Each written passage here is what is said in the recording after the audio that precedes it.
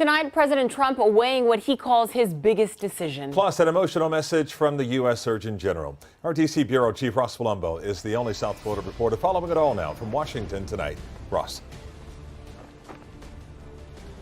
And Calvin and Nicole, breaking tonight. For the first time, deaths in our country in a single day have topped 2,000. All of this as the Surgeon General is now speaking directly to communities of color who have been hit the hardest.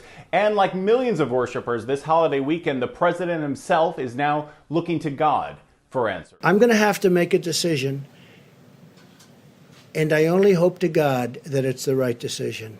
With more than 18,000 Americans now dead during these high holy days, the president agonizing over when to reduce coronavirus restrictions. I would say without question, it's the biggest decision I've ever had to make. It comes as task force doctors are now confirming America is about to turn the corner. For the first time that in the United States, we're starting to level. But with less than 1% of Americans tested so far, one primary question remains. Visible without widespread testing, how would you know? Well, I think that we're going to have it in retreat, but you'll know. You're going to know before anybody because you're going to see nobody's getting sick anymore. It will be gone. Those statements as the entire task force admits it was unaware of the Times reporting 3 new federal projections showing a summer spike in infections if stay-at-home orders are lifted in 30 days. Whenever you pull back, you would expect that you might start seeing cases. There's no doubt you're going to see cases. I would be so surprised if we did not see cases.